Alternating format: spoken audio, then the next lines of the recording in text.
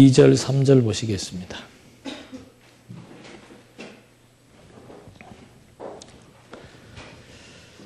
이 마지막 날들에 아들을 통하여 우리에게 말씀하셨으니 하나님께서 그 아들을 만물의 상속자로 세우시고 또 그분을 통하여 세상을 지으셨다.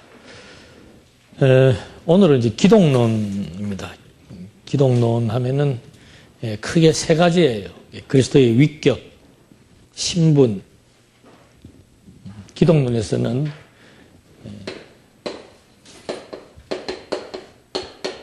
위격. 위격은 뭔가 하면은 위격에서 핵심은 예수가 신인가 인간인가 하는 문제예요. 그래서 이걸 갖다가 신성, 인성 그렇게 얘기를 합니다. 예수님께서 신성이 있고 인성이 있다. 이 두 개가 어떤 관계를 가지고 있는가. 이게 기독론에 있어서의 위격인데 이게 이제 신학에서는 난제입니다. 왜 난제인지는 이제 조금 더 설명을 하고 두 번째가 신분이에요.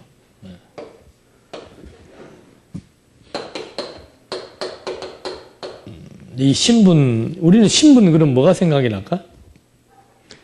여기서는 신분 그러면은 낮아지신 신분과 높아지신 신분. 그래서 이걸 갖다가 뭐 비하, 승귀 그래가지고 예수의 신분을 이렇게 다루고 있고 세 번째는 직분. 우리는 이제 직임이라고 하는데 여기서는 직분이라고 해서 선지직, 왕직, 제사직.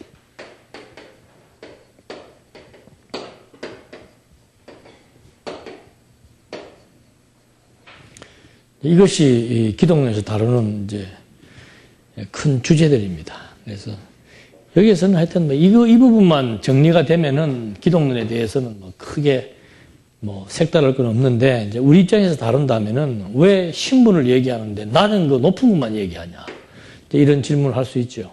마가복음에는 무엇으로부터 나옵니까? 본래의 신분, 그 다음에 낮은 신분, 높은 신분 이렇게 해서 신분의 변화를 설명하고 있다. 그렇다면 하나님께서 왜 하나님의 아들을 이렇게 신분의 변화를 주어서 우리한테 보여주는가 이런 질문들이 나오는데 전통신학에서는 비하는 우리의 죄 때문에 승기는 우리의 의를 위해서 그래서 이걸 갖다가 구속이라고 얘기를 하죠. 근데 언약 성취사적 맥락에서 보면은 본래의 신분도 구약의 언약을 성취하기 위한 것이고 낮은 신분, 높은 신분도 구약의 언약을 성취하기 위한 것이므로 인간의 구속이라고 하는 어떤 사역적 범주에서 전통신학에서는 신분을 얘기하지만 언약 성취자 신학에서는 그냥 말 그대로 그리스도 성취라고 하는 맥락에서 신분을 다루어야만 이것이 성경적이다. 이렇게 우리는 정의하고 나갈 수 있습니다. 그러니까 이런 것들이 전부 다 여기 지금 신학적 주제들만 가지고 얘기하고 있지만 성경신학은 뭔가 하면 항상 그 근거를 제시하라고 얘기하는 거죠. 왜 이렇게 낮은 높은 신분을 취하시는가? 그걸 이제 전통신학에서는 구속을 위한 것이다. 성경신학에서는 그리스도 성취를 위한 것이다. 라고 해서 언약을 통한 성취에 의해서 예수가 그리스도이심을 확증시켜 나가는 그 목적에 의해서 이게 필요하다. 직분도 마찬가지예요. 왜 선지직, 왕직, 제사직에 대해서 성경에서 이렇게 그리스도를 논할 때 얘기하고 있나. 이 세 가지 직분이 도대체 어떤 의미가 있냐라고 물었을 때 우리는 이 세 가지 직분을 통해서 전통신학에서는 이 직분을 모델로 해서 교회 성도들에게 이런 이제 세 가지의 직임을 갖게 한다. 이런 맥락에서 얘기하지만 우리 성경신학은 이거 역시도 이게 전부 다 구약의 언약을 성취하기 위한 직분이므로 구약의 언약을 성취한 이 선지직, 왕직, 제사직을 통해서 예수가 그리스도라는 사실을 확증시키려고 한다. 그러니까 그리스도 자체에 대한 확증을 목적으로 삼고, 여기는 이제 어떤 사역 자체에 대한 중심, 아니면은 교회에서 성도들에게 직분을 맡기기 위한 근거, 이런 맥락에서 이제 취급들을 한다는 것이 근본적인 차이점이라고 볼 수 있습니다. 그 다음에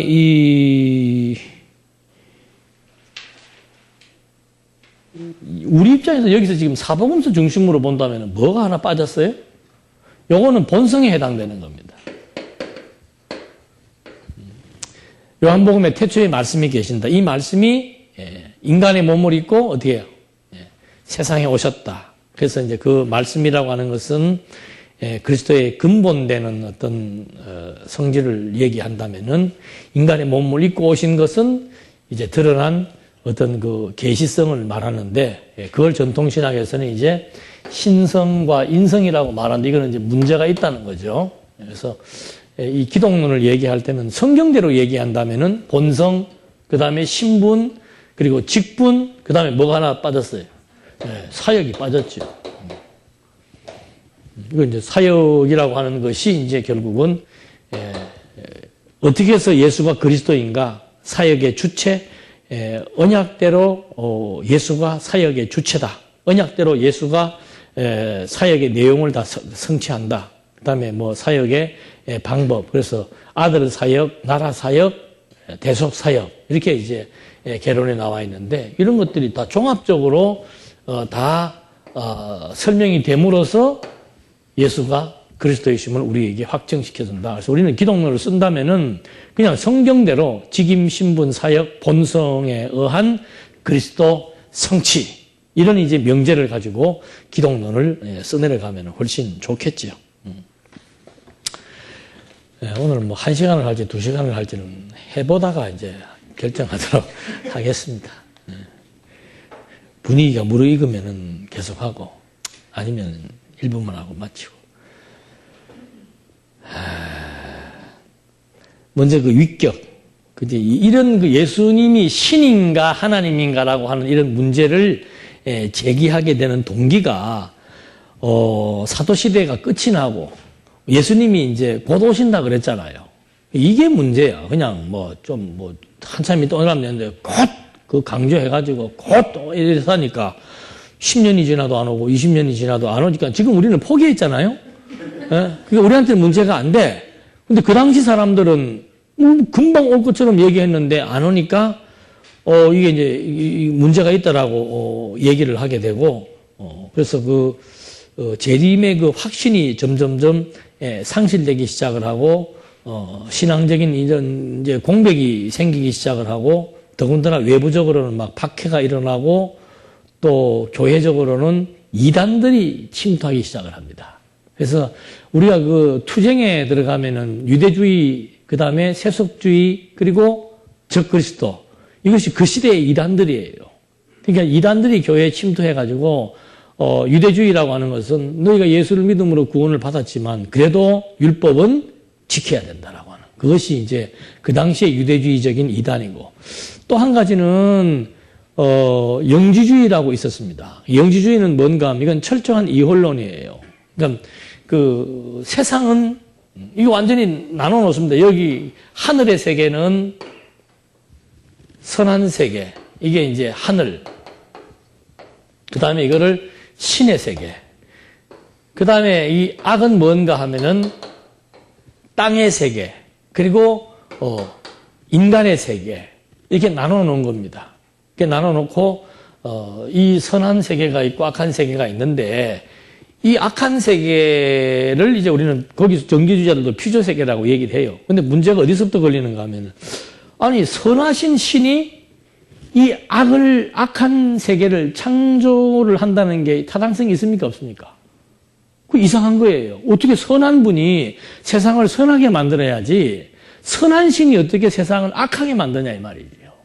그게 영주주의자들이 그 사고의 출발입니다. 우리는 이걸 이원론이라고 그러는 거예요. 딱 구분 지어놓고 이제 신의 입장에서 봤을 때 어떻게 선한 신이 이 악한 세상을 만들 수가 있는가. 그래서 이 세상은 선한 신이 창조한 게 아니고 선한 신과 악신을 연결하는 어떤 물질이 있다. 그게 이제 아이온이라고 해서 이 아이온에 의해서 이제 선과 악의 중간 매개 역할을 하는 이 물질에 의해서 이 피조 세계가 만들어졌다. 이렇게 이 악한 세계를 설명하는 방식입니다. 그렇다면 우리가 선을 향해 가려면 어떻게 해야 되는가? 여기 악의 세계도 악하지만은 육체도, 인간의 육도 악한, 인간도 악한 거예요. 육체를 가지고 있는 인간도 악한 존재가 되고 죄인이 되는 거죠. 더러운 존재가 되는 겁니다. 그러니까 이제 이 더러운 인간 죄인이 선의 세계를 우리가 갈망하게 되고 선의 세계에 진입을 하려면 어떻게 해야 되는가? 그게 이제 이 사람들이 말하는 신비적인 체험이에요. 우리 한국의 오순절주의자들에 의해 가지고 신비 체험을 하게 되면 그 뭐 엑스타시라 그래 가지고 막 황홀궁에 빠져들고 저도 과거에 많이 경험을 했습니다만은 막 하다 보면은 막 진짜 하늘이 열리기도 하고 막 온몸이 뜨겁기도 무아지경에 들어가는 그런 상태가 있습니다. 그게 초대교회 영지주의자들이 추구하는 그게 지식이에요.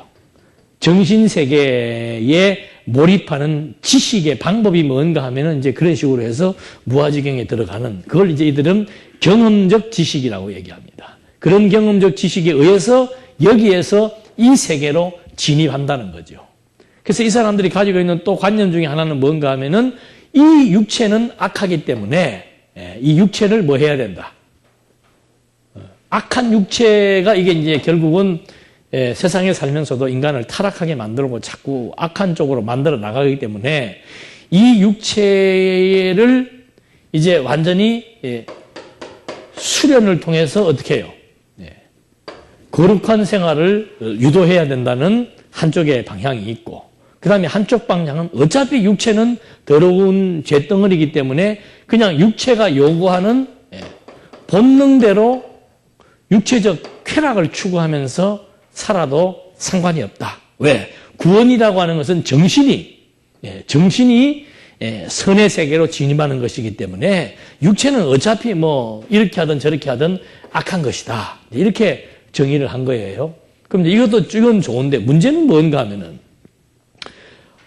신이 여기 왔다는 예수의 정체성에 대한 문제예요. 예수가 일단 사람이잖아요. 그 사람이면은 악하예요, 선해요? 악하죠. 그러면 예수를 사람으로만 봤을 때는 악하다. 근데 악한 사람이면서도 그래도 우리보다는 조금 도덕적으로 낫다. 이 정도로 얘기하면 좋은데 성경에는 이 예수를 자꾸 뭐라고 얘기하는 거예요?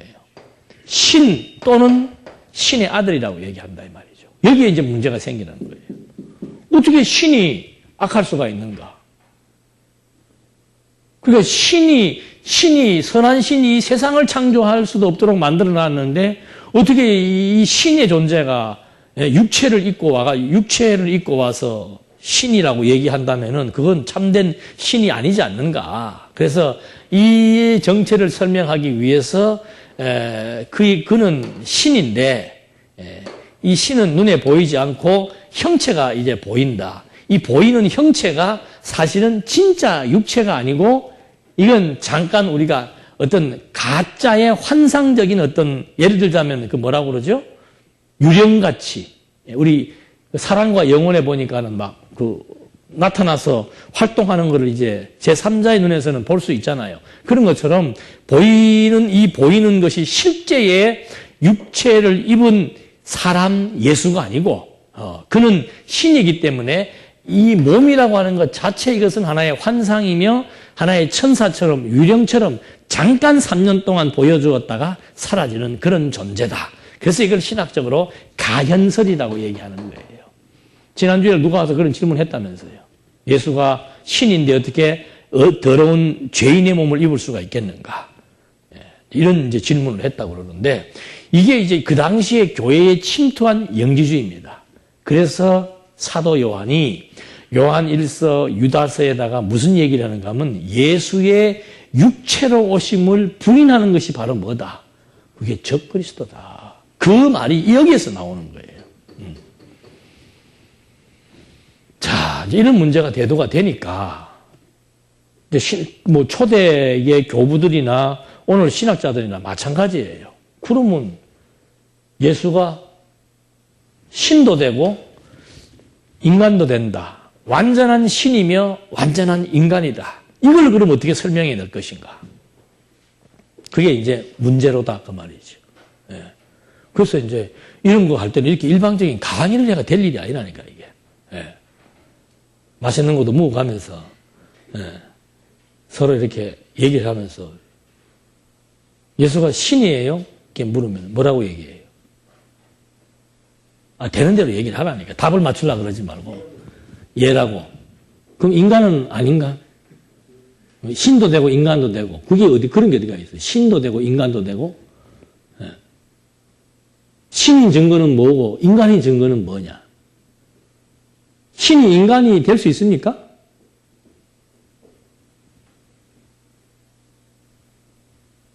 신은 신이지. 그렇잖아요? 신은 신이지. 신이 무슨 인간이라고 그래요. 신을. 내 혼자 심각할 필요가 없는 거지. 그러다 보니까 이 사람들이 뭔 생각을 하는가 하면은 전통 신학자들이 자꾸 이렇게 골치 아픈 것들이 이게 역사적으로 막 신이라고 그런 어떤 시대가 있었고 인간이란 그런 시대가 있었고 신이면서 인간이라고 얘기하기도 하고 이제 이런 것들을 설명을 했던 그런 이제 신학적인 그 논쟁 시기가 있었어요. 그래서 이제 그런 문제에 대해서 우리 전통 신학에서 이제 말하는 문제가 있습니다. 그러니까 예수는 하나님이 아니라 인간이다. 또 예수는 인간이 아니라 신이다.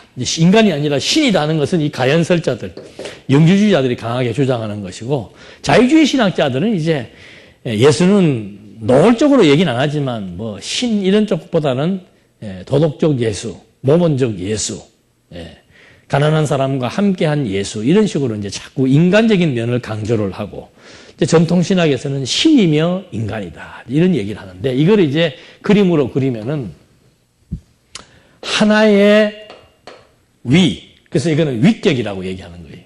한 분이 있단 말이에요. 한 분이 있는데 한 분의 신이 있는데 그 안에 뭐가 있다는 거예요. 신의 속성도 있고 그다음 뭐예요?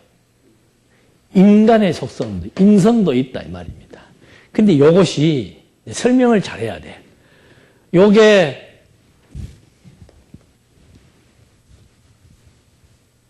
신학자들이 답할 수밖에 없어. 이건 뭐 이래 돼 있는데 이 그림을 똑같이 그려야 돼. 이런 거 갖고 요새는 시비 걸고 이러더만. 네. 자, 똑같다고 생각을 하세요. 1위가 있다. 이게 이제 신이다. 근데 이 신 안에 신성이 있고 인성이 있다 이 말이죠. 그래서 그는 참 신이며 참 하나님이다. 자, 여기에서 뭐가 문제가 될까요? 근데 이것이 요렇게 되는 걸 요걸 뭐라 그러죠? 무슨 집합? 교집합. 네. 교집합도 아니고 그 다음에 이렇게 따로 분리된 것도 아니고 붙어만 있는 거예요. 붙어만. 이렇게.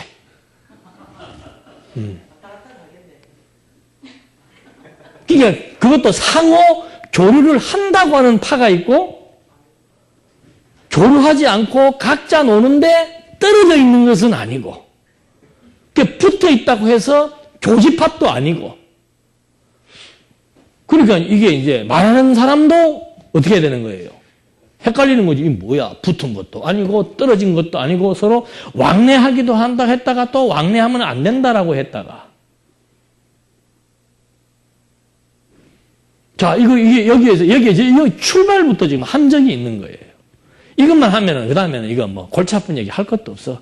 골치 아픈 얘기 먼저 하려면 시간이 너무 많이 걸려가지고 이건 한 학기 하는 거거든. 한 학기 내내 고민하다가 이제 한 학기 끝나고 나면 무슨 말인지 서로들 모르고 이렇게 눈빛만 이렇게 하고 댕기는 거야. 뭐 골치 아픈 얘기하면 그런 거는 어려우니까. 예. 그러니까 어디 뭐 이단에서 왔는지 어디서 왔는지는 모르지만 자기들끼리 계속 이 문제 갖고 의논하다가 안 되니까 여기까지 왔다는 거 아니에요. 와, 우리 조영철 지사님이 설명해 주니까는 전도사냐 그러잖아. 예. 우리는 다 전도사다. 이 신학교에서 이거 해결 못 해요. 뭐가 문제겠어요? 힌트를 드리면은, 신론에서 속성이 있잖아, 속성. 그 속성에서 공유적 속성과 비공유적 속성을 나누는 것이 전통신학입니다.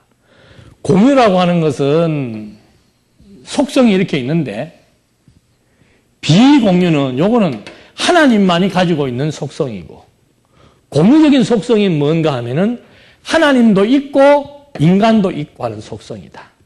이게 전통신학에서 분류하는 속성의 분류입니다.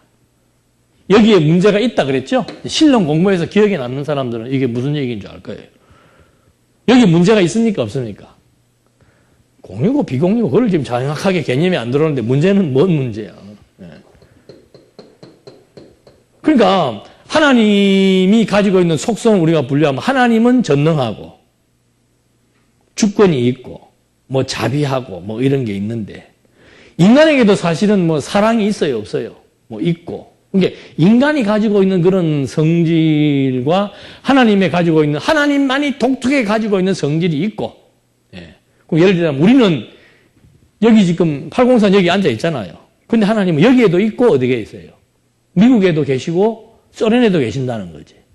그건 하나님만이 가지고 있는 속성 중에서 편재성이라고 말하는 거예요. 어디든지 제한받지 않고 여기에도 있고 저기에도 있다. 근데 우리는 대구에만 있으면 대구에만 있지 서울에는 있을 수 없다. 그래서 이런 부분이 비하나님만이 가지고 있는 속성 중에 하나가 편재성이 있다면은 하나님과 인간이 같이 가질 수 있는 것은 하나님이 사랑이고 우리도 뭐가 있다? 사랑이 있다. 이런 식의 이것이 공유적 특성이다. 여기에서도 함정이 똑같은 함정이에요, 지금 이게. 네. 뭐가 문제가 될 것 같아요? 네. 영혼 안에서 보면 뭐 딱 하나다, 뭐 이런 식으로 얘기해. 뭐가 영혼 안에서 보면 하나예요. 그 영혼 안에서 보면은, 그럼 영혼 안에서 보면은 뭐 하나님에게 신성도 있고 인성도 있다는 거예요? 하나님이 가지고 있는 속성도 있고 하나님과 인간이 같이 가지는 속성도 있다는 건가요? 영혼 안에서 보면은?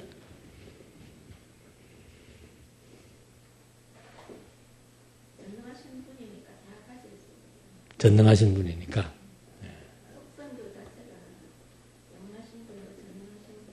전능하다는 것은 능력을 얘기하는 건데 하나님과 인간이 같을 수가 있나요?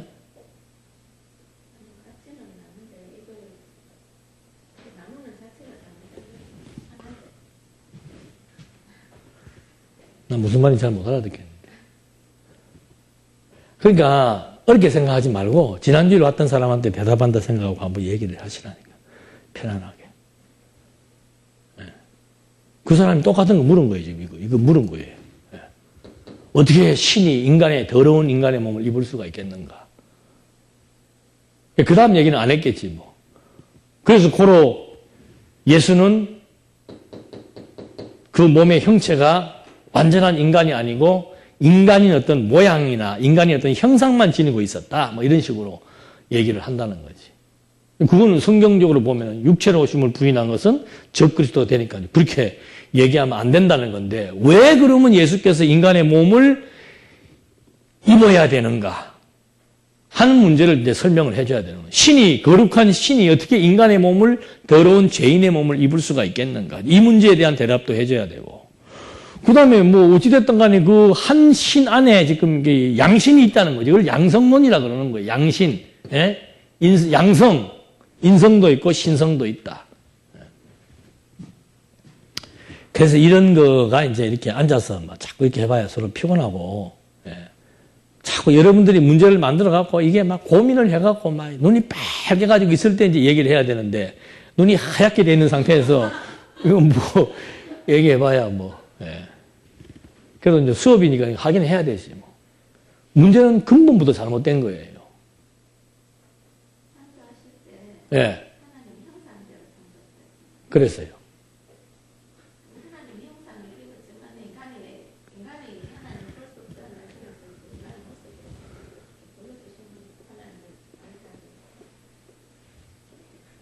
신이 인간의 몸을 왜 입었느냐? 신이 그래 죄인의 몸을 덮어 쓸 수가 있는가? 그 얘기는 뭐 그렇게 대답했고 하셨고, 그래서 지금 이 문제를 얘기를 하면은 이게 지금 뭐가 함정인 것 같아요. 가만히 그림을 보면은.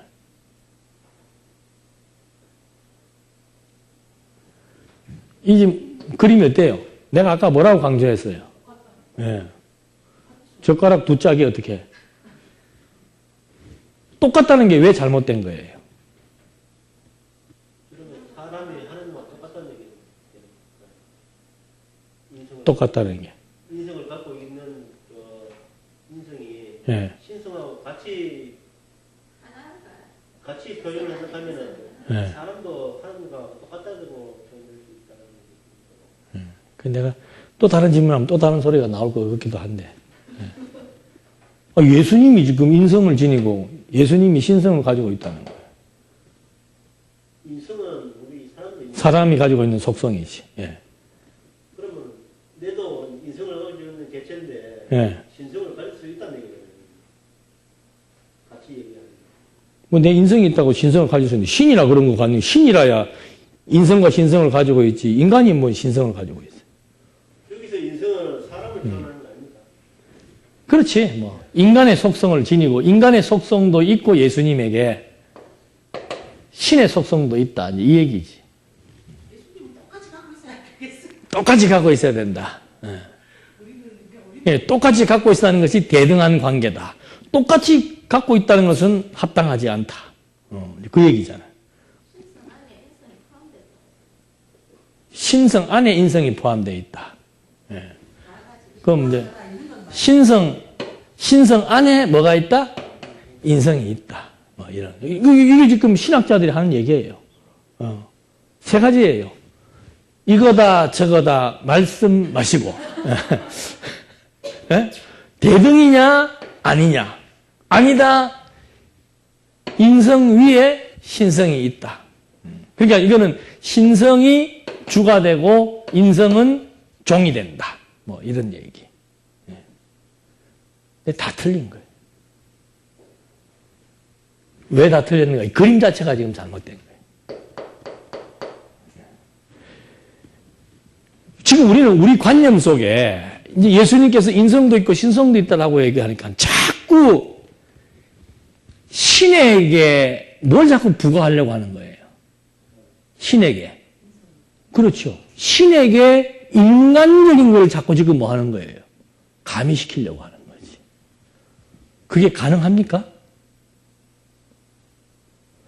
아니, 신은 영원자존한 절대 신에게 인성이라는 걸 여기다가 집어넣을 수 있냐 이 말이에요. 그러면 하나님 형상대로 만들었어요. 예. 그럼 하나님이 형상대로 만들었다고 해서 그러면 인간이 하나님화 될 수 있나요?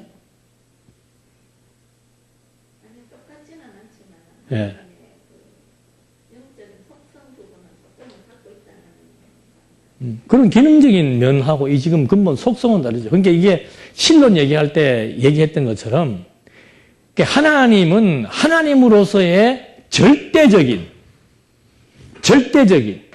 형상이라고 하는 것도 그거예요. 하나님의 형상이라고 해서 인간에게 생기를 불어넣었다라고 해서 내가 가지고 있는 생명과 하나님의 생명이 어떻게 해요? 서로 유사하다? 여기는 유사하다는 얘기 아니에요. 네. 하나님의 형상대로 창조했으니까 내가 가지고 있는 형상과 하나님의 형상이 어떻다? 여기는 유사하다는 정도가 아니고 뭐하다? 대등하다. 이런 얘기가 되는 거지. 그래서 창조 얘기할 때도 그렇고 신론 얘기할 때도 그렇고 그 속성 얘기할 때도 그렇고 지금 그리스도의 양성을 얘기할 때도 그렇고 이건 신이 가지고 있는 이 속성과 인간이 가지고 있는 속성은 이건 근본 자체로 다른 거예요. 그래서 우리는 이걸 갖다가 절대성이라고 얘기하고 이거를 상대성이라고 얘기한다니까. 근본이 달라서 하나님은 하나님이고 인간은 인간인데 그걸 자꾸 예수님이 하나님이라고 얘기하니까 아, 저분은 신도 되고 인간도 되고 그분 안에는 신성이 50% 있고 인성이 50% 있다. 이렇게 보편적으로 생각하는 것이 대등관계라 이 말이지. 목사님 말씀은 창조주하고 피조물은 다른데 네. 피조물에다가 창조주의 어떤 걸 판단하는 게 잘못됐고 이 두 개가 대등하다고 보는 게 잘못된 게 네. 그 신이라는 그 속성하고 인간이 가진 속성이 다 다른데 근본적으로 이게 결합될 수가 없다는 얘기지. 그 자체가 잘못된 그렇지, 그렇죠. 예. 그거는 이해가 되죠. 예. 근데 자꾸 이 신이라고 하는 거 안에다가 지금 뭘 집어넣은 거예요? 또 신성과 인성을 아주 이렇게 정확한 비율로 넣어서 서로 혼합되지 않게 어떻게 해놨는지 이건 난 모르겠어요. 이게 뭐 어느 시점에서 이게 혼합이 안 되고 어느 시점에 넘어가면 혼합이 되고 그런 거는 이제 과학적으로 분석을 해야 될지 한번 수학 선생님 한번 풀어봐봐. 이게 어느 시점에 가서 이게 혼합이 되는지. 예. 그게 이게 막 관념적으로 이렇게 막 지금 이거를 설정을 한다 이 말이지요. 그러니까 이 그림 자체가 지금 잘못됐다는 얘기지. 하나님은 하나님으로서 완전히 하나님만이 가지고 있는 뭐 절대적인 속성이 있고 또 인간을 창조해 놓았을 때 창조된 인간에게 주어진 뭐가 있어요? 속성이 있죠. 그게 어떻게 하나님하고 같을 수가 있고 만약에 하나님 안에 인성이 있다면 어떻게 되는 거예요? 하나님 안에 인성이 있다면 그럼 절대 신이 아니죠. 하나님 안에 어떻게 인성이 들어가? 이게 지금 신이거든. 신 안에 어떻게 인성이 들어갈 수가 있어? 그건 말이 안 되는 소리지. 그래서 이제 아까도 우리 권사님 질문했지만 하나님의 형상이라든지 이 지금 신론에서도 이게 큰 문제가 된다 그랬잖아요. 하나님이 가지고 있는 속성도 있고 인간과 하나님이 같이 공유하는 속성도 있고 근데 그거 자체가 성립이 인간과 하나님이라는 것 자체는 근본 자체가 이거는 완전히 다른 성질인데 그걸 자꾸 하나님이 창조했고 하나님의 형상 따라 창조했고 하다 보니까는 자꾸 그것이 이렇게 속성이 서로 혼합되는 것으로 생각을 한다는 거죠. 그래서 이런 그림이 아니고 또 이것도 이제 신과 인간을 봤을 때는 당연히 신에 의해서 인간이 종속되는데 이런 배경 속에서 이제 이 설명은 뭔가 하면은 이 안에 요 그림을 그리는 거죠. 신과 인간. 이 인간적인 인성은 신성에게 종속된다. 뭐 이런 식의 설명이 되는 거지. 그러니까 어차피 이거는 평등관계, 대등관계라는 얘기고 이거는 종속관계라고 하는 얘기고 그러나 이거 둘 다 잘못됐다는 것은 뭔가 하면은 신 안에 지금 이렇게 인성을 설명한다는 것 자체는 있을 수 없다는 거죠. 신은 신으로서 그러니까 요한복음에 나오잖아요. 그 신을 뭐라고 설명하는 거예요? 로고스잖아, 로고스. 근본을 말하는 거죠, 근본. 그래서 골로새서에서는 그는 본체는 하나님의 형상이다. 그 말은 예수는 뭐 근본 하나님의 형상이다. 근본 하나님이다 그 말이죠. 그의 본체는 하나님이라는 얘기죠. 그래서 우리가 만약 그림을 그린다면은 이게 본체예요, 본체. 그럼 우리 눈에 보이는 인간의 몸을 입고 오신 예수는 뭔가? 계시체라 이 말입니다. 그거는 완전히 이제 계시체가 이 본체 안으로 들어가는 게 아니지요.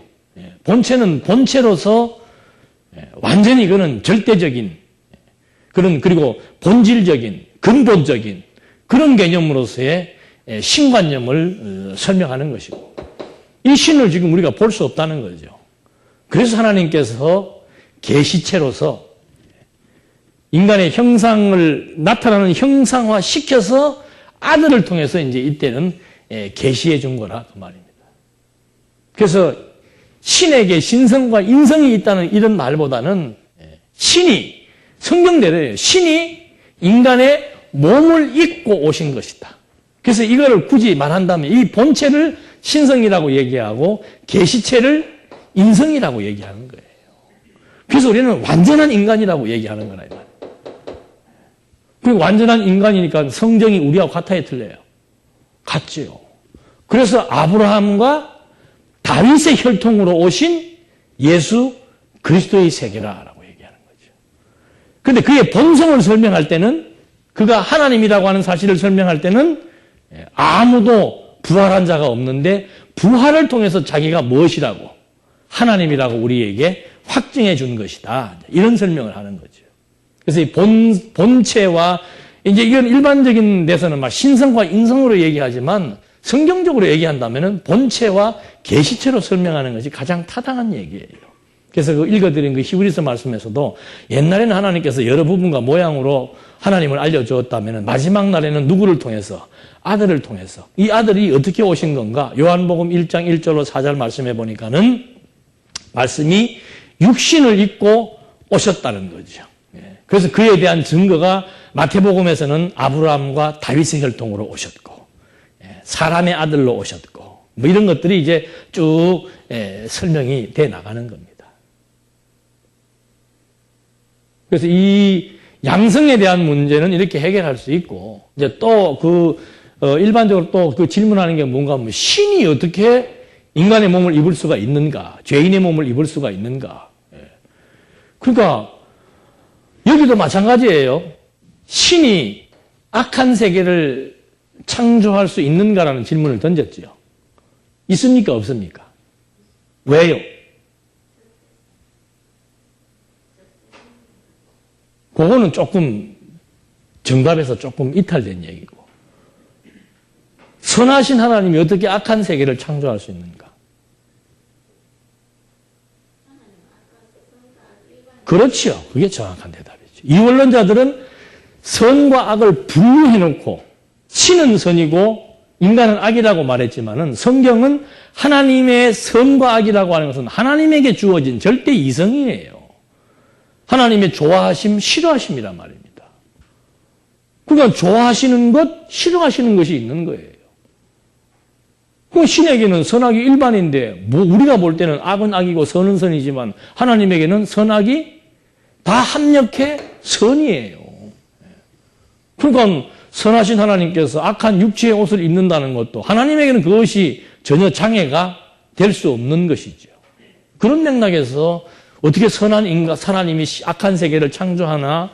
어떻게 선한 신이 인간의 몸을 입을 수가 있나? 우리 입장에서는 죄의 몸은 나쁜 것이고 의의 몸은 좋은 것이지만 하나님께서는 죄도 좋고 의도 좋은 거죠. 악도 좋고 선도 좋고 선은 좋아하시는 것 좋아하시니까 좋고 악은 싫어하시는 것 싫어하시니까 좋고 그런 맥락 속에서 하나님은 선악이 일반이다 하는 그런 관점에서 이 질문들을 정리해 볼 수 있습니다. 그래서 이게 지금 뭐 짧게 얘기를 했는데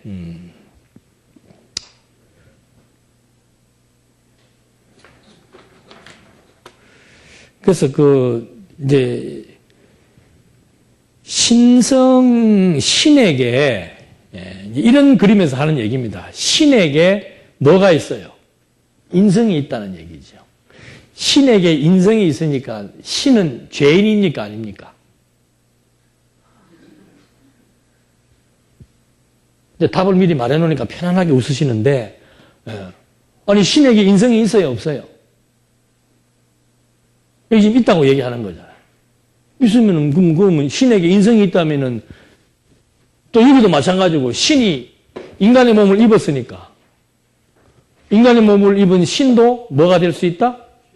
죄인이 될 수 있다는 거죠. 그런 질문이 그래서 나오는 거예요. 근데 그 질문은 말이 됩니다만은 답은 어떻게 해야 돼요? 아니 그렇게 얘기하면 안 되지. 그런 식으로 하면 우리가 대화를 못하죠. 뭐 마음에 안 들면 질문 같지 않은 질문이라서 대답할 필요가 없습니다. 이런 것에 대한 얘기가 율법과 죄 그리고 은혜에 나오죠. 그럴 때 이제 책들을 또 자세히 찾아봐야 돼, 직접. 내가 뭐라고 질문했지, 지금? 신이 죄인이냐? 인간의 몸을 입었으니까 신이 죄인이냐? 그것도 이 부분만 정확하게 이해하면, 신이 어떤 분이신 것만 정확하게 이해하면 돼요. 인간의 몸을 입었다는 것은 계시적 계시적 방편인데 계시하기 위한 수단으로서 인간의 몸을 입은 거지. 그의 본체, 본질이 바뀝니까? 안 바뀝니까? 바뀔 수가 없죠. 근데 이걸 갖다가 이걸 신이라고 가정해 놓고서는 동등 비율에 의해서 신과 인간이 대등한데 서로 혼합되지 않고 떨어져 있지 않고 다 잘 붙어 있다. 이렇게 설명해 놓고 하니까 그러면은 이 신이 인간의 몸을 갖고 있으니까는 이 신도 결국은 죄인이네? 인성이 죄인 아니에요. 그래서 그걸 피하기 위해서 아니다. 죄인이 아니다. 성령으로 잉태됐기 때문에 죄가 없다. 자, 그러면은 성령으로 잉태됐기 때문에 이 인성이 죄가 없다면 예수는 죄인이에요, 아니에요? 죄인이 아닌 게 또 돼버리지. 그러면은 성경에는 성령으로 잉태됐다는 것은 육체로 오지 않았다는 말 뜻이거든. 예? 그렇죠. 그러니까 육체로 왔다는 게 안 돼버리잖아요. 그러니까. 그 성경은 뭐로 왔다 그러는 거예요? 육체로 왔다 그러잖아. 그러면 예수님이 그러면 출생해가지고 좋다. 뱃속에는 우리가 안 보니까 모른다 치더라도 응애하고 태어난 그것이 육체입니까? 아닙니까? 육체인데 성령으로 잉태됐기 때문에 그 어린아이가 죄가 있습니까? 없습니까? 이게 나오는 거라니까. 그리고 성령으로 잉태된 처녀 마리아의 태도 죄가 있다 없다. 둘 중에 하나라도 죄가 있으면 어떻게 돼? 신이 죄인이 돼버리니까. 이게 지금 신을 죄인으로 죄인이 아니라는 걸 방어하기 위해서 성령으로 잉태됐고 처녀의 몸에서 잉태됐기 때문에 죄가 있다 없다. 출발은 죄가 없다라고 얘기를 하는 거죠. 그러면 잉태되는 순간은 그러면 육체가 아니고 그럼 어느 시점부터 육체가 되는 것이고 어느 시점부터 죄인이 되는 거냐. 이 질문이 나오는 거지. 머리 아파요? 네. 지금 나도 헷갈려. 자꾸 헷갈리는 질문 자꾸 하니까. 네. 그러니까 무흠시텟을 마리아는 처녀의 몸에서 성녀로 잉태됐기 때문에 죄가 없다는 그 말이 왜 나오는가. 네. 성령으로만 잉태되더라도 마리아가 죄가 있으면 어떻게 돼요? 그 반은 죄인이 돼버리잖아. 그래서 마리아를 죄 없다. 성모는 죄가 없다라고 하는 교리를 그래서 가톨릭에서 만들어낸 거란 말입니다. 그거 안 만들려면은 그러면은 신에게 인성이 있으니까 인성은 육체란 말입니다. 육체의 속성, 죄의 속성이 있으니까 신도 곧 뭐가 된다? 죄인이 된다. 이렇게 돼버리는 거지.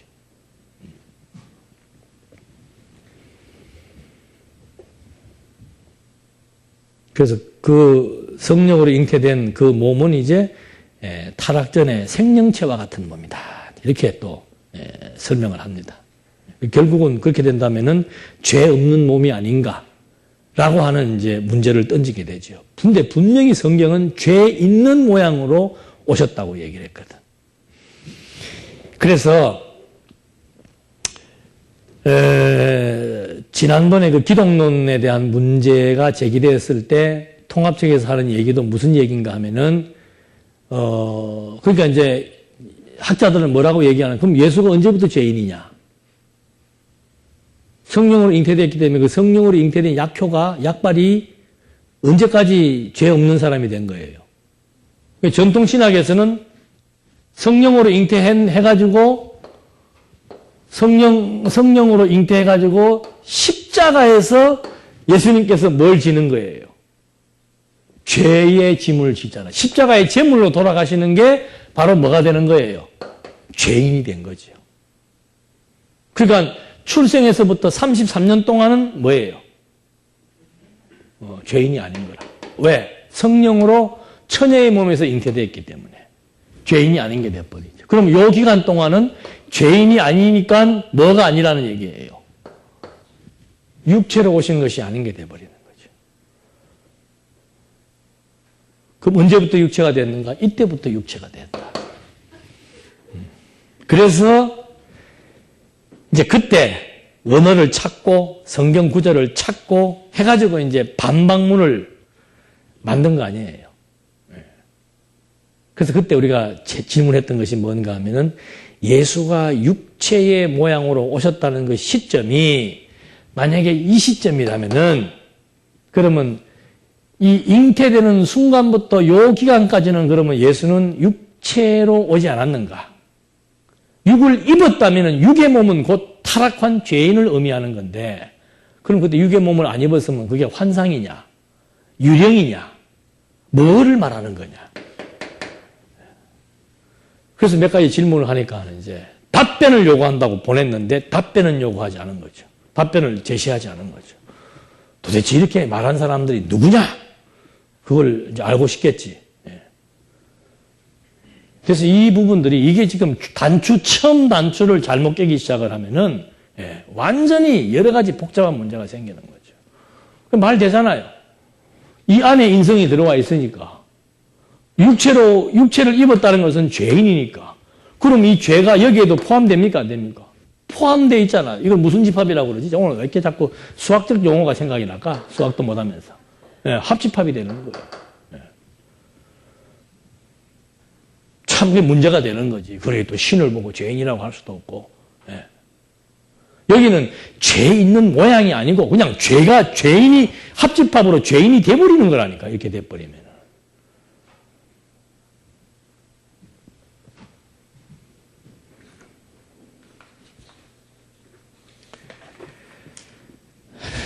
근데 그 성경에는 보면은 마태복음에 아브라함과 다윗의 자손으로 왔다는 게 바로 무슨 혈통이에요? 육의 혈통 아니에요, 육의 혈통. 육신으로는 어디에서 났다? 다윗의 혈통으로 나셨고. 그럼 예수가 육신으로 나셨다는 얘기를 하는 것이지. 육신으로 나신 것을 얘기한 것이지. 33살의 십자가에 매일 때가 육신의 모양을 갖췄다고 얘기하는 것은 성경에 아무 데도 없는 거죠.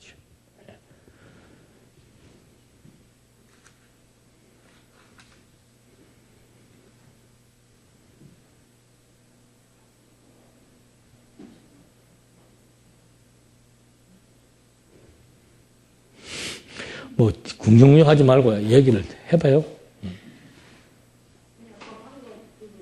예수님이 성령으로 잉태하셨고, 네. 성모를 갖다가 이제 죄 없는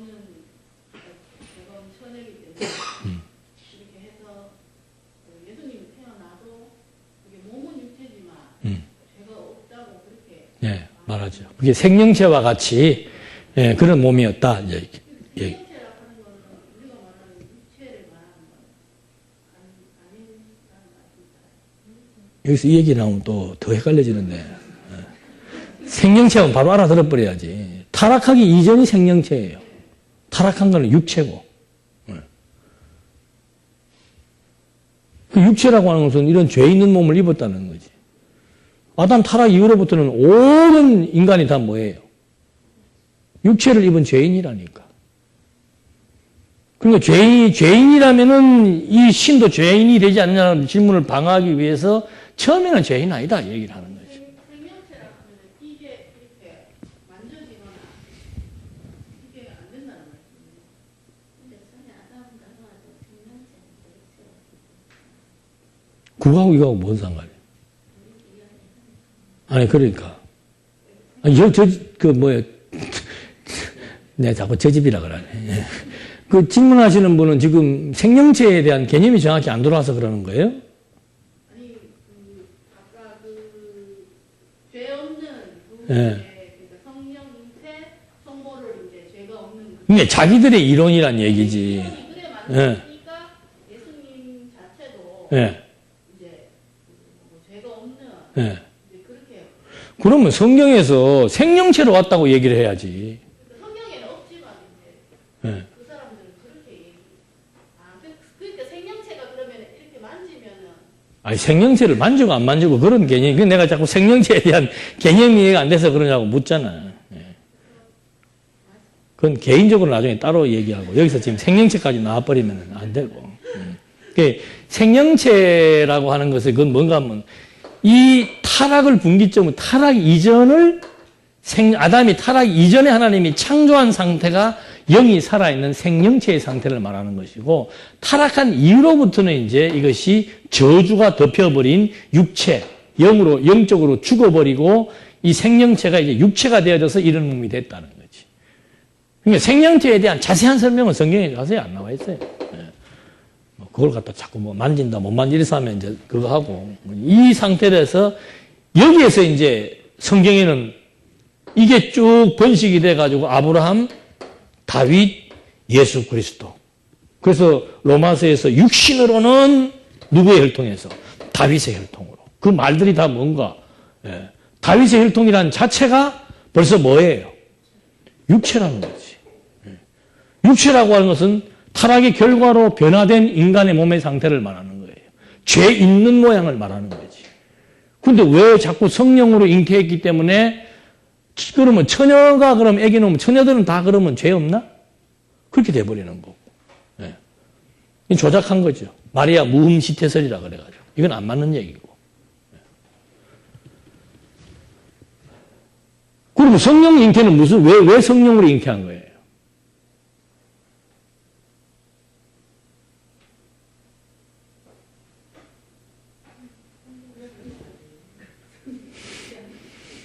확실하게 얘기하지. 안 돼 있는가? 이런 사람들 하면 내가 뭐라고 얘기를 하겠어. 아니, 뭐 구절을 못 찾아도 돼. 그게 도대체 왜 그게 하나님께서 왜 그러면 성령으로 잉태하게 했냐? 성령 잉태는 맞잖아요. 성령 잉태가 죄 없는 몸으로 보내기 위해서 산 성령 잉태냐? 그건 아니라는 거지. 그건 뭐예요? 이렇게 또 순수한 영혼으로 앉아있으면 안 되지. 그건 표적이잖아, 표적. 보라, 처녀가 잉태하여 아들을 낳을 것이다.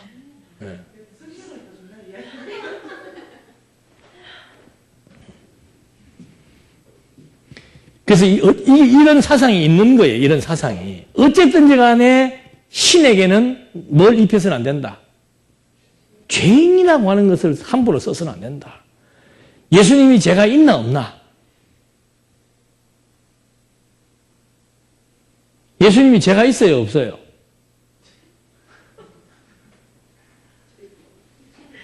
죄가 없다고? 없지는 않았는데 죄인인데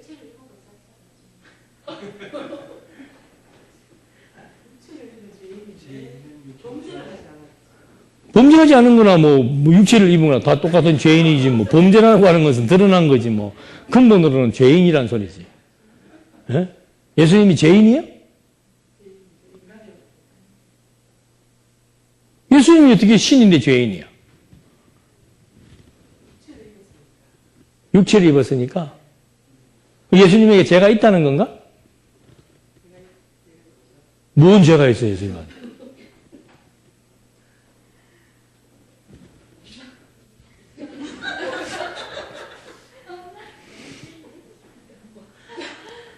그래서 그 강의할 때 그 예사로 들으면 안 된다니까.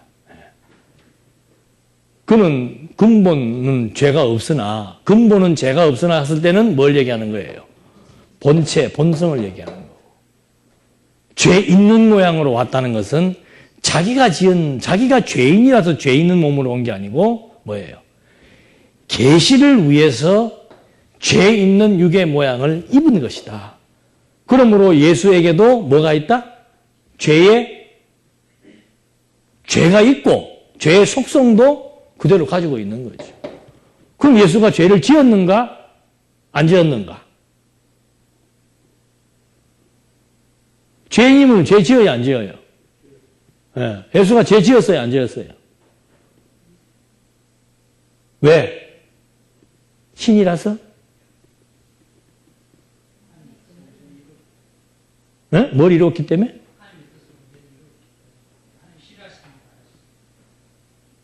싫어하시는 일을 안 했다고?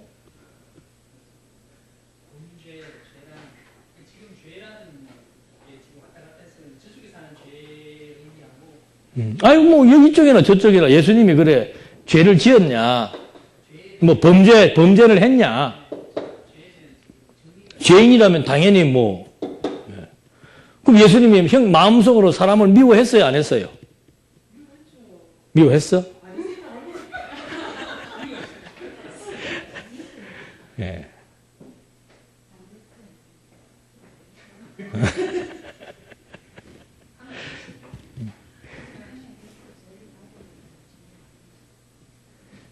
그래서 예수의 성령 잉태라고 하는 말이 이제 성령의 충만을 의미한다라고 설명하면 되죠. 이거 인간적인 육체라고 하는 것은 뭐 죄덩어리인데 뭐 예수님도 죄덩어리에 몸을 입은 거죠.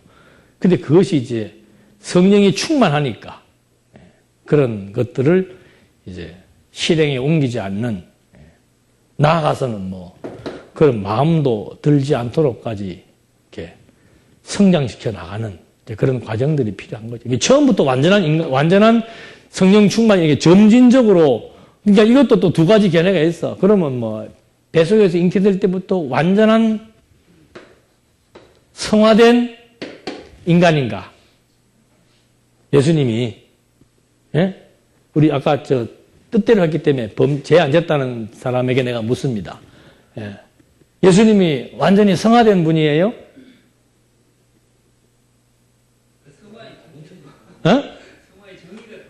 성화가 거룩하다는 것이지, 뭐, 정의는. 왜냐하면, 하나님께서,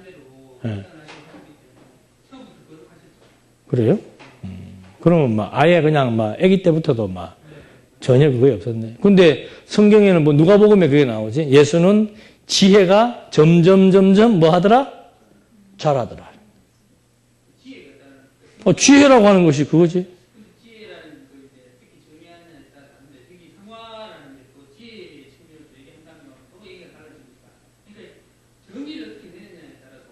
아니, 성화는 거룩하게 변화되어 나가는 것이고, 일반적으로 우리는 점진적인 성화를 얘기하는데, 예수님은 점진적으로 성화했냐, 아니면 그냥 아예 잉태되는 순간에 완전한 성화의 몸을 가지고 나왔느냐.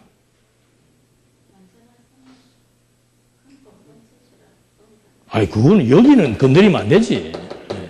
이거 지금 얘기하는 거라. 성화라고 하는 것은 이 부분을 지금 성화에 대한 얘기를 하는 거예요. 여기는 성화하고 자시고 할 게 없잖아요, 신인데.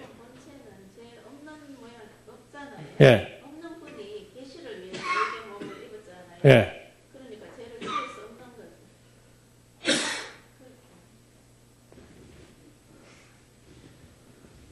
거죠. 이 성화 문제를 이제 뭐 완전한 성화라 볼 것인가, 점진적인 과정으로 볼 것인가 하는 이제 그것도 신학적인 질문이 남는데, 누가복음에 보면 이제 점진적인 것이라는 뉘앙스가 나오지요. 예. 자란다는 것이, 지혜가 자란다는 거.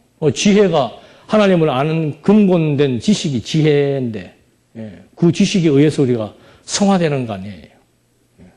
근데 그것이 처음부터 완벽하게 다 인식했다고 표현하지 않고 완전한 육체를 입은 완전한 사람이라는 의미에서 봤을 때는 점진적인 성화가 훨씬 더 타당성이 있다고 판명이 되고, 성경에서도 점진적인 의미에서의 그의 자람을 얘기해 주고 있는 거죠.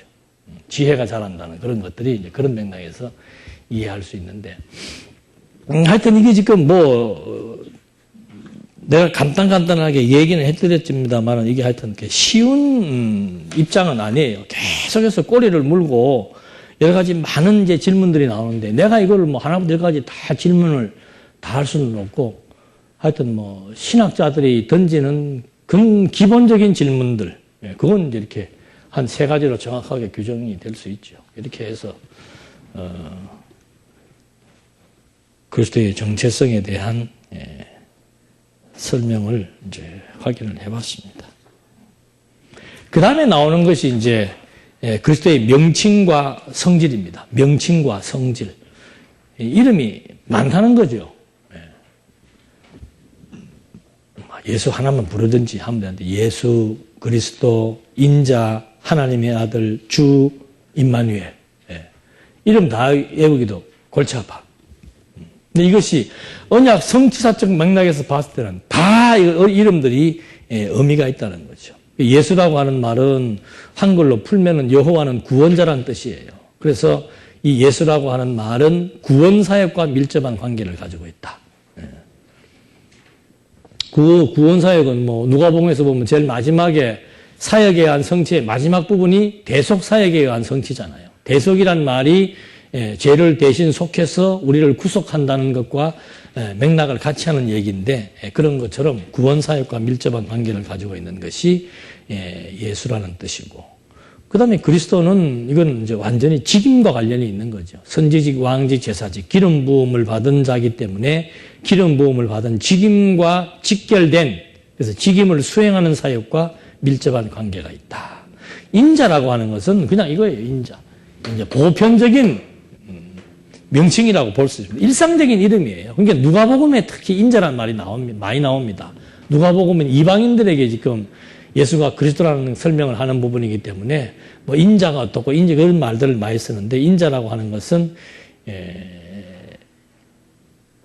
육신으로는 다윗의 혈통이라고 하는 어떤 일반적인 이름의 의미를 갖고 육신적인 데다가 초점을 맞춰서 많이 쓰지요. 그 다음에 하나님의 아들, 하나님의 아들이라고 하는 것은 뭐 요한복음에서 제일 리얼하게 설명되고 있죠.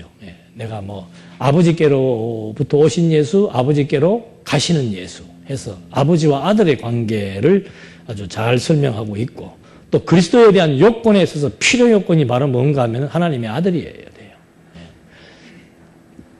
그 다음에 아도나이라고 하는 것은 주, 코리오스 그렇게 얘기를 하는데, 이건 뭐 교회의 주인이란 뜻입니다. 교회의 주인, 지배자, 다스림의 사역과 관련이 있죠. 그래서 통치자 이런 말을 쓸 때는 이제 아도나이 이렇게 많이 씁니다. 그리스도 할 때는 직임을 수행하는 사역과 관련이 있고, 그 다음에 임마누엘이라고 하는 것은 뭐 말 그대로 하나님이 우리와 함께 계시다 그런 뜻이죠. 그래서 어떻게 함께 계시는가? 말씀이 육신이 되어 우리 가운데 이 세상 안으로 말씀이 육신이 되어 세상 가운데 오셔서 우리와 함께 하신다. 그 다음에 성령을 통해서 함께 하신다. 뭐 이렇게 설명하는 그것이 임마누엘이다. 함께 하시는 것도 그냥 함께 하는 것이 아니고, 이게 전부 함께 한다는 것도 언제부터 함께 했어요? 창세전부터 이거예요. 창세전부터. 그리스도와 교회가 한 몸이었다는 거. 그래서 아담과 하와도 한 몸으로 만들어 놓고, 그 다음에 그대로 신약에 와서 그리스도의 몸으로서 지체로서 한 몸이라는 걸 가르쳐 주시면서 함께 한다는 것을 설명해 주고 있고, 이렇게 해서 그리스도의 명칭을 확인해 봤고, 그리스도의 신성에 대한 성경적인 증명, 인성에 대한 성경적인 증명 뭐 이렇게 나오는데, 이건 뭐 신성, 예수의 신성, 그건 뭐 성경 구절로 보면 뭐 그런 본체, 뭐 하나님 이런 거 뭐 그런 근본은 하나님의 본체시나 뭐 이런 얘기들이 이제 쉽게 얘기하면은 예수는 신이다, 하나님이다는 말이 이제 그렇게 설명될 수 있고, 요한복음에는 뭐 로고스로 설명하면서 태초에 말씀이 계시는데 그가 곧 누구이다, 하나님이다 그렇게 얘기해 버리잖아요. 그렇게 해서 여기에서 말하는 신성이 이런 개념에서의 신성, 인성보다는 그냥 본질적인 개념으로서의 신성을 이해하면 되겠습니다. 그다음에 뭐 인성이라고 하는 것은 뭐 종의 형체를 가지고, 아까도 말씀드린 대로 아브라함과 다윗의 자손으로 오셨고, 뭐 다윗의 혈통으로는 뭐 이런 식의 얘기들이 이제 전부 다 설명이 되고, 아까도 잠깐 언급됐습니다만 문제되는 것이 그리스도의 무죄한 인성. 예수님은 육을 입었지만은 죄가 있다 없다? 죄가 없다. 어떻게 육을 입었는데 죄가 없어? 그게 이제 신학적으로 크게 이게 이제 문제가 된다고 얘기했죠. 전통 신학에서는 육을 입었지만 죄가 없다 이렇게 주장을 하는 거고, 신이 어떻게 죄가 있느냐 이렇게 나오는 것이고, 신이야 죄가 없죠. 근데 육 있는 모양으로 오셨다는 것 자체가 육 자체가 타락한 죄인의 몸을 의미하는 건데, 그걸 갖다가 죄 없다 하면 안 된다는 거지.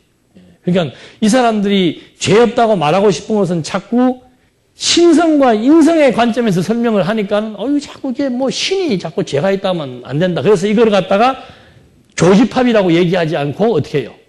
떨어져 있지도 않지만은 이렇게 혼합되지도 않고 살짝만 붙어 있다. 그래서 여기는 죄인이지만 여기는 뭐다? 죄가 없다. 그 말을 하고 싶은 거예요. 근데 이 그림 자체가 잘못됐으니까 그 설명도 안 맞지. 그게 근본이야. 죄라고 하는 것 자체는 당신이 죄를 지정해 주시는 신인데 뭐 당신에게 죄가 있어. 그러나 이 계시체라고 하는 이거 자체는 육 있는 모양으로 오셨기 때문에 그건 당연히 죄의 몸이죠. 근본은 죄가 없지만 육 있는 몸이라고 하는 것 자체가 죄의 덩어리, 죄의 몸이라는 거죠. 그래서 2단이니 3단이라는 소리를 지금 한 거죠. 만약에 예수님께서 범죄의 가능성이 없다면 그 몸이 육의 몸입니까? 아닙니까? 아니지. 똑같은 몸이면 똑같이 범죄할 가능성이 100% 있는 거죠. 100%. 근데 이제 그걸 성령이 어떻게 해요? 그때그때 주관해 나오는 것이지.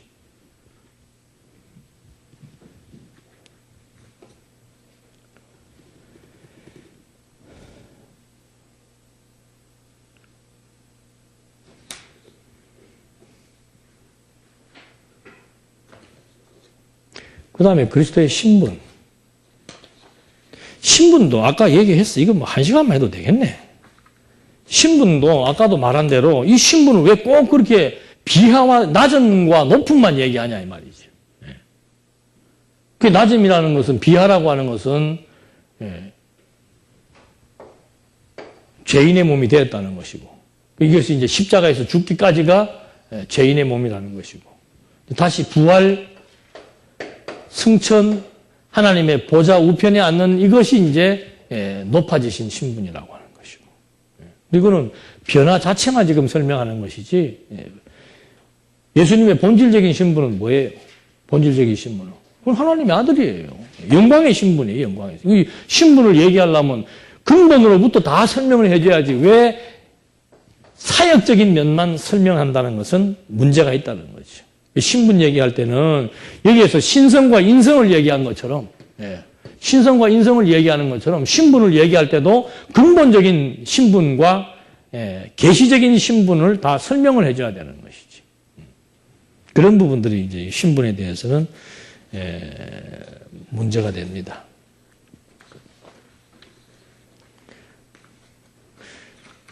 그 다음에 이제 이 신분에 있어서 이제 제일 힘든 부분이 뭔가 하면은 부활, 승천, 재림 이런 것들을 과연 우리가 어떻게 이해할 수 있겠는가?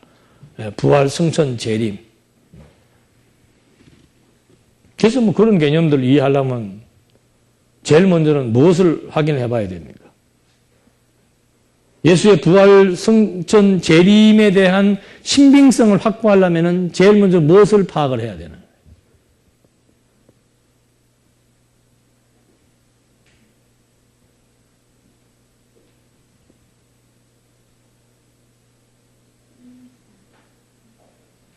그러니까 그 신빙성을 확인하려면 제일 먼저 뭐를 파악을 해야 돼요? 네. 그러니까 성경의 신빙성 확보지 그게. 네. 성경이 진짜 이게 하나님의 말씀인지에 대한 확보가 안 되면은 그 다음에 이거 설명할 길이 없는 거예요. 과학적으로도 지금 다 이거를 설명할 수 없기 때문에. 제일 중요한 거는 성경에 나와 있는 사건이니까 성경 자체가 진리인 것을 확보해야 되는 것이고. 그 다음에 두 번째는 개념상 영혼에 대한 개념을 우리가 이해하게 되면은 뭐 부활, 승천 이런 것들이 전부 다 이 승천이라고 하는 것도 예수님이 오시는 것도 마찬가지죠. 아버지께로부터 뭐 한 거예요? 왔다가 아버지께로 간다는 것은 이미 이게 무슨 개념이에요? 공간적인 개념이야. 공간적인 개념. 왔다가 갔다가. 죄인도 역시 뭐 하는 거예요? 다시 어떤 시간이 지나면은 다시 오신다. 이런 개념들인데, 이 개념이 이제 시간적으로만 해석하려고 그러니까는 안 들어오고, 공간적으로 해석하려고 그러니까는 이해가 안 된다는 얘기예요. 그래서 이 영원한 개념을 배경으로 해서, 여기에 대한 언어 개념으로 이해를 하려고 그러니까는 예를 들어 충만이라고 하는 것은 여기 꽉 차 있는 거잖아요. 꽉 차 있다는 것은 여기저기라고 하는 공간 개념에 예속되지 않는다는 말이에요. 근데 뭘 여기로부터 있다가 여기로 왔다가 다시 간다 이거 자체는 벌써 충만이라고 하는 것 자체를 이해하지 못한 결과로서 영혼 개념을 설명하다 보니까 이 시간 기간도 마찬가지지. 예수님이 곧 온다 그랬는데 2000년이 지나도 안 온다. 그러니까 베드로 때 와서는 벌써 하루가 1000년 같고 1000년이 하루 같다라고 하는 개념 설명을 해주지만은 요 개념만 가지고서는 이제 다시 오신다라고 하는 그 시간적 거리에 대한 것, 그 다음에 가셨다, 오셨다라고 하는 공간적 개념, 이런 것만 가지고서는 부활, 승천, 재림에 대해서 이해하기가 힘들다는 거죠. 그래서 첫째는 성경의 신빙성을 확보해야 되고, 두 번째는 영혼 개념이 정확하게 이해가 되면은, 이건 이제 뭐 완전히 이 안에서는 여기저기도 아니고, 과거, 현재, 미래도 아니고, 그냥 영혼 안에서의 실존이 무엇인지를 확인할 수 있는 이제 그런 개념으로 이해하면은 뭐 부활이라든지 이런 부분에 대해서도 쉽게 설명할 수 있습니다. 그 다음에 이제 그 직임, 이 직임에 대해서는 뭐 별다르게 크게 그거 한 건 없어요. 뭐 다 없는데 이제 그 전통 신학에서는 이 직임을 그냥 사역 자체에 대한 것으로 자꾸 설명하는 것에 그쳐버립니다. 뭐 선지자직은 이런 거고, 제사장직은 이런 거고, 왕직은 이런 것이다. 그래서 제사장직은 오늘날로 말하면 집사직에 해당되고, 선지자직은 뭐 목사직에 해당되고, 이런 식의 어떤 설명의 범주에서만 멈추지, 왜 이 세 가지의 직분이 꼭 필요한가?